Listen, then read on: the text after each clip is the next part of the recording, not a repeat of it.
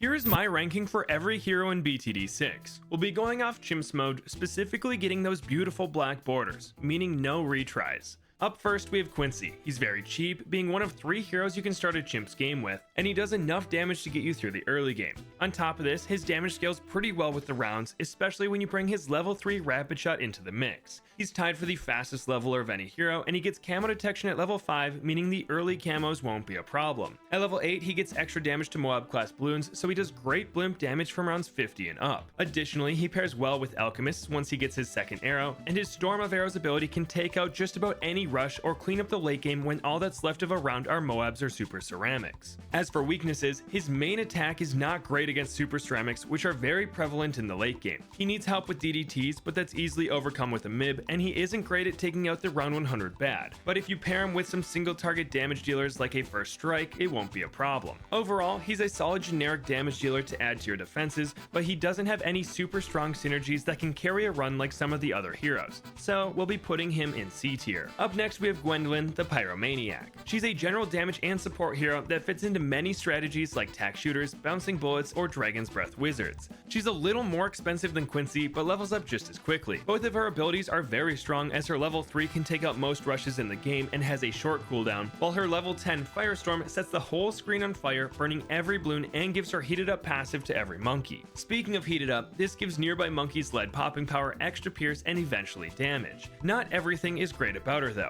She is relatively low range, a weak early game outside of her cocktail, is weak to purples, and doesn't have an OP strat, just a bunch of solid ones. And because of this, she's going in B tier. Moving on, we have Admiral Brickell. She's more expensive than the previous 2 and can only be placed in water. This isn't an issue though, as you'd really only use her when using other water-based monkeys like buccaneers and submarines. You see, at level 8 she gives +1 pierce to nearby water monkeys, which is amazing when paired with destroyers or APD subs. Additionally, her level 3 and 10 abilities are incredible. Naval Tactics gives bonus attack speed, pierce, and the normal damage type to water monkeys in range, letting them pop just about any round, including DDT heavy ones like 95. And her level 10 Megamind will pop tons of Moab class Bloons for you, especially if you're placing them anytime they're available. Unfortunately, she won't hit level 20 in a game of Chimps unless you buff her with an Energizer, which is an option as a reactor or Energizer reduces her cooldowns, making her an absolute menace. Finally, what shoots her up this list is her 2 main strategies in the Carrier Flagship and Sub Commander. Both are very strong at all stages of the game and will get you some easy wins even on the hardest maps. Really, the only knock on her here is that she's better in games where you're not going for the Black Border, as using slightly different timings on Naval Tactics and placements of Megaminds can make the difference between leaking and passing, and because of this, I'm putting her in A.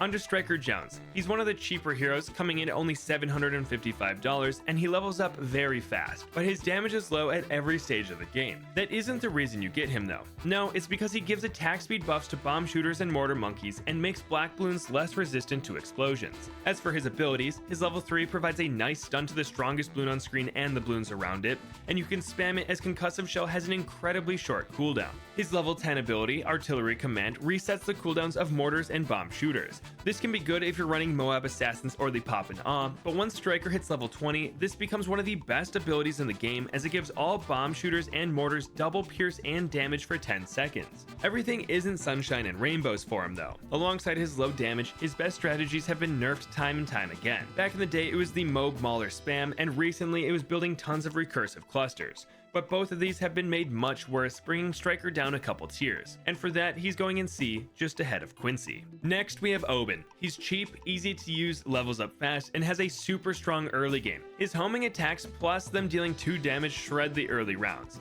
As for his abilities, his level 3 Brambles can be spammed constantly to give you a safety net of spikes. This isn't the best ability, but it can be helpful for early game rushes, and it can pop all the camos on rounds 24 and 33. Plus, it does a ton of damage to the round 40 Moab if you pair it with an Alchemist. As for his wall of trees, you can place them behind your defenses to catch anything that would have leaked. This is nice for rounds like 63 or even catching some DDTs in the late game. If it lasts long enough, you can even have a wall of trees down and have it be off cooldown, letting you refresh the wall the second they pop. Unfortunately, this doesn't make you any extra money in Chimps, it just gives you the normal amount of cash from the pops. As for who he pairs well with, it's Druids. He gives them several buffs like extra pierce, attack speed, and even camo detection. This leads to his 2 classic strats in the Pop plus an Avatar of Wrath or Spirit of the Forest.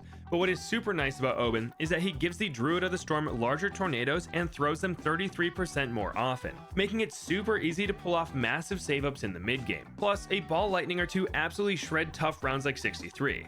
So with all this being said, Obyn is easily an A tier hero. Shifting gears, we have Rosalia, the newest hero to BTD6. She comes in at $945 and levels up just as fast as Brickell, so she won't be hitting level 20 in a normal game. She comes with a few fun gimmicks though. The first is that she has 2 weapons, a laser that's good for single target damage, and a grenade launcher that excels at taking out groups of balloons, and you can swap between these as needed. In the late game, the grenade launcher actually deals tons of damage, but the laser gets a special knockback attack every 10th shot that is super helpful from Moab class balloons. Her second gimmick is that she can reposition around her workshop. This is helpful for maps that have alternating tracks, but the one big downside is that she can't attack while moving, so you don't want to do this mid-round. At level 7 though, she gets the flight boost ability that lets her pursue balloons globally and shoot both weapons at the same time. This is great and you should use it anytime the rounds get difficult. As for her abilities, her level 3 launches missiles that deal solid damage and stun balloons, and her level 10 is a device that attaches to a Moab class balloon. This device charges up the more damage you do to the blimp it's attached to and will deal damage based on how much it charges up. This can deal tons of damage, but it doesn't penetrate Moab layers, limiting its usefulness. And finally, she makes aces and heli pilots 10% cheaper if placed near her. All this sounds nice, but everything Rosalia does is outclassed by another hero. If you want to go the Comanche Commander because of her discount, you're better off buffing it with Gwen or Geraldo. As for the Sky Shredder, it can be paired with just about any hero, so you might as well go with one that can carry the mid game while you're saving up. Her level 3 ability doesn't stand out, her level 10 is a worse Mega Mine, and other heroes either do more damage or have tower synergies that outshine Rosalia's impact. So she's our lowest hero so far, slotting in at D. Moving on, we have Sai. They're a bit more expensive, coming in at $1,080 and level up slightly slower than Brickell and Rosalia. And because of this, they're better on advanced and expert maps, as Sai needs that extra XP to get the most out of them. They aren't the strongest at the start, as Sai has a pretty low attack speed, but their infinite range, camo detection, and the ability to one-shot rainbows from the start more than makes up for it. And at level 7, they can pop up to 3 ceramics at a time, making the insides of the round 40 Moab very easy. As for their abilities, both are pretty solid. Sai's level 3 Psychic Blast stuns nearby balloons for 6 seconds or Moabs for 1.5 seconds. This is super nice for large rushes or rounds like 40, 60, and 80 where you have one tanky balloon to deal with. And as Sai levels up, this blast pulses more times. As for their level 10, Psionic Scream causes any balloon that Sai can pop to have a 50-50 shot of either being insta-popped or getting blown back towards the entrance. This is an amazing get out of jail free card and goes crazy once Sai is level 16 or higher, as this lets them pop BFBs. Speaking of level 16, that's what you're shooting for with Sai, as BFBs become fair game for their normal attack. This makes the 90s much easier, as taking out a full BFB goes a long way in terms of pierce saved for your other towers. Ideally, you'd get Sai all the way to level 20 where they can pop ZOMGs and DDTs, but that's not going to happen unless you get an Energizer. But between Sai's insane damage, global range, and useful abilities, they are easily slotting in the A tier. Next up, we have Churchill. He's the most expensive and slowest leveler of all the heroes, but that comes with some perks, mainly tons of damage. Recent changes have given him a bit of a slow start, but by the end of the game he becomes a monster. As long as he has a straight line to shoot down, his re-exploding shells will tear the balloons apart. As for his abilities, armor-piercing shells will shred any ceramic rush in the mid-game and help a ton on the Moab-heavy rounds of the 90s, and his Moab Barrage can either take out DDTs for you or deal massive amounts of damage to blimps. As for who to pair him with, he's a generic damage dealer, so just get another DPS tower, plenty of support monkeys, and an overclock. This should be more than enough for chimps, but if you want Churchill to be your main damage dealer, try picking up an Energizer and you can get Churchill to hit level 20 in the late 90s. This requires a bit of planning, but his main attack and Moab Barrage damage will shoot through the roof. But similar to Quincy, because he doesn't have any synergies that completely destroy the rounds and is just a DPS hero, he'll be put at the very top of C tier. Next up is Ben, and this will be a quick one. He doesn't make any extra money in this game mode and actually loses you money with Trojan and Siphon funding. He's not completely worthless though, as he does make the rounds a bit easier by either preventing children balloons from spawning with Trojan, or downgrading every balloon by a layer with Siphon funding, which can be helpful on round 98. But even with these, he's easily the worst chimps hero and thus belongs in F. Onto my main man, Fusty, who's very unique. He's relatively cheap and levels up as fast as Brickell. He can be placed on water or land and is our first melee hero, meaning he has almost no range. He has to be right next to the track to attack, but boy is it worth it. Right off the bat, Pat deals 3 damage to a balloon and creates a shockwave around his target that deals 2 more damage. This shockwave hits the initial balloon, meaning he can one-shot pinks from level 1. Even with this though, his low attack speed and limited range prevent him from carrying at any stage of the game. That's fine though, because his damage is not why you run Pat Fusty. No, it's for his knockback and level 3 ability. Starting with his knockback, at level 5, Pat will occasionally slap balloons back towards the entrance, and at level 6, every hit will stun balloons, and at level 13, this stun affects blimps. If Pat can reach every track, a super fun thing to do is give him a stronger stim and an overclock, and he'll basically permastun everything that gets in his range. As for his abilities, Rallying Roar gives nearby monkeys +1 damage for a short time. This can absolutely decimate tough rounds, especially when paired with a Tax Zone, Super Maelstrom, or Grandmaster Ninja. Unfortunately, his level 10 ability Big Squeeze isn't great, but it can be useful when there's only one ZOMG left on screen, as it'll completely take out this layer and leave the BFB stunned for a couple seconds. But because of his limited range and inability to carry the game by himself, Pat will go at the bottom of B tier. Ezili is up, and she's an interesting one. She's really cheap, coming in at only $650, but her early game is so bad that you basically can't start a game with her. You typically get an early game tower first and then place her down. Her cheap price tag is nice though, as she levels up the same speed as Brickell and Pat, so we want to get her down early. Later on, she deals solid damage to Moab class balloons, but she's weak to ceramic rushes at all stages of the game, so it's ideal to pair her with a tower that's great against these. The main pairing is with the Necromancer or Prince of Darkness, as not only do they crush ceramic rushes, but Ezili also gives their reanimated balloons plus 50% pierce. Outside of just dealing damage, her attacks strip the camo, regrow, and fortified properties from balloons once she's level 9, which is a nice perk. As for her abilities, her level 3 Heartstopper stops regrow balloons from regenerating, and purple balloons lose their purple immunity for a short time. This is pretty niche, but can be nice on rounds like 25, 76, and 79. Her level 10 ability, Moab Hex, is incredibly strong as it latches onto a Moab class balloon and deals 4% of its health every second for 25 seconds. Popping this blimp will insta-kill it as none of the insides will spawn, and if you pop that blimp early, the hex will jump to another target. This makes the 90s much easier as you can pop several ZOMGs or BFBs with this and not have to worry about all the super ceramics inside. To take full advantage of this hex jumping, you want a tower that has a ton of damage but not much pierce. Some great examples of this are the Elite Defender, Carpet of Spikes, or Perma Spactory. All of these can take out the top blimp layer super fast, letting her hex jump more times per use. The only downside is that hex will perform much better than others just depending on how far into the round you activate it. So Ezili is much better in the challenge editor than in Black Border runs. And because of this, we'll be putting her in C right between Quincy and Striker. Next we have Ezili's sister Adora. She's pretty expensive, coming in at $1,080 and levels up extremely slow, tied with Churchill for the slowest in the game. What's nice is at level 7 she unlocks the Blood Sacrifice ability, which lets her turn monkeys into XP at a great rate. With this, she's able to hit level 20 in the 90s, especially if you're on an advanced or expert map, as you won't have to sacrifice as much there. If you're on an easier map, you can always pair her with an Energizer, as this also boosts her sacrifice XP, but at that point you could choose any hero. That's not all that sacrifice does though. It also increases the attack speed and range of Adora and top path super monkeys.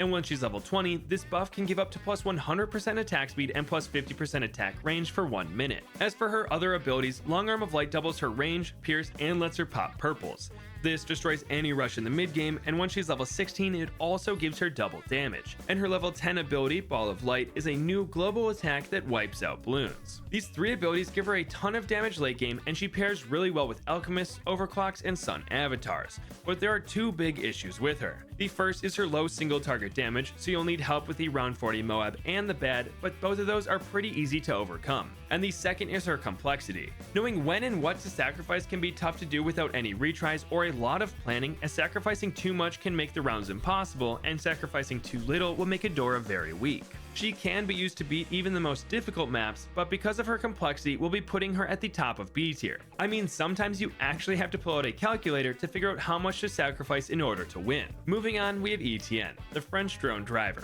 He's pretty cheap and levels up fast, but he does almost no damage. His early game is very weak unless you activate his level 3 ability, which gives him 4 extra drones for a short time. But outside of that, you're just stalling for the mid game. Here, he gives every tower on-screen camo detection, and once he unlocks his UCAV at level 10, he can counter most big rushes. This is probably the best part about him, as it can let you save up quite a bit of money for a big purchase, but most heroes can do that. Then, at level 20, his UCAV becomes permanent, which sounds nice but can actually bite you in the butt, as often you want to stall the end of these rounds to get your abilities off cooldown, and his UCAV ends the rounds right away. Combine this with the fact that camo detection is pretty easy to get, and Etienne is outclassed by just about every hero, so we'll be putting him at the bottom of D tier. Next up we have Sauda, every new player's favorite hero as she seems OP. She's cheap enough to start a chimps game with, and she has the damage to solo the first several rounds. Not to mention that she can see camos, and her level 3 ability pops leads, so she can pop every type of bloon that comes her way. Her only glaring weakness is her short range, making her worse on maps with multiple tracks. That isn't fully true though, as she can still do great on maps like Quad and Ravine, because for just her $650 you can lock up one side of the map, letting you spend most of your money defending the other tracks. As for her abilities, her level 3 is the leaping sword attack, where Sauda jumps up and slams down on a targeted balloon, dealing massive damage and leaving a damage over time effect on the ground for a short time. And her level 10 sword charge lets her run across the track, damaging balloons as she sprints through them. Both of these abilities are great at taking out large rushes of balloons, and sword leap does solid single target damage, making rounds like 40 much easier. And if her damage wasn't enough already, in the mid game she gets bonus damage to balloons affected by statuses like being slowed or stunned, and these damage buffs stack, letting her deal plus 30 damage to blimps and plus 4 damage to balloons. So pair her with a 024 relentless glue, as this gives both slows and stuns for her to work with. But because Sauda's damage is so high, she's so easy to use, and she'll carry several stages of the game for such a low price, Sauda is easily at the top of A tier. Even with her low range, she's excellent on most maps. Moving on to a slightly more complicated hero, we have Geraldo. He's cheap, levels up fast, but his main attack is pretty weak. That's not why you get him though. It's because he's a mystical shopkeeper with a ton of items you can buy. The way it was explained to me was each hero has 2 to 3 get out of jail free cards, while Geraldo has like 20. You see, his turrets and spike piles will get you through the start of the game, his pickles, glue, and camo potions will get you through the early game, his pickles, cape, spicy potion, and bunnies will get you through the mid game, and his genies, turrets, and rejuve potions, plus basically every other item, will help with the late game. You really only have to account for 3 things when playing Geraldo. The first is to not overspend. It's very tempting to buff all your monkeys with his items, but just a single glue or pickle will go a long way and often beat the round. The second is watching what's in stock. If you spam a certain item, you'll run out of them and might not have one available when you need it most, so try to spread out what you're buying. And the third is watching for his level 20 restock. You see, when Geraldo hits max level, every item goes back to being fully stocked, so it's a good idea to buy plenty of items the round before this happens. Now, Geraldo would easily be an S+ tier hero if we're in the challenge editor, as you can try again and again to get away with buying as few items as possible. But even in Black Border attempts, he is elite. He's been nerfed time and time again, but even now, at his all-time weakest, Geraldo belongs in S tier. And finally, we have Corvus. He comes in at a clean $1,000 and levels up as fast as Brickell and Sauda, but similar to Adora, he is another method of getting experience. You see, he gets mana by haunting balloons or using his abilities, and he can convert this mana into XP at a 1-to-1 basis. If you put in a lot of effort, you can get him extremely overleveled, and is the main reason why people have beaten chimps with only him and a dart monkey. Anyway, that is only one of 16 spells that he learns, each one strong in its own way. The big issue with him is managing this mana, because you need to know when to use his spells or when to turn it into XP to make future rounds easier. Ideally, you keep power leveling him until he hits max level, and then you can use his mana however you want, but that would be too easy. In a real game, you'll need to use a spell every once in a while to beat tough rounds like 64 or 78. Outside of his spells, he has 3 abilities. His level 3 and 10 pop tons of balloons and convert them to mana, while his level 7 Spirit Walk lets you reposition him around the map. And his main attack is his floating spirit that has unlimited range and has a surprising amount of popping power even at level 1. Now, it's pretty clear that Corvus is much better in games where you can retry rounds, as you can really figure out the best timings and spells to use with each round. But when going for a Black Border, you only get one attempt, which leads to casting more spells and spending more mana than you have to.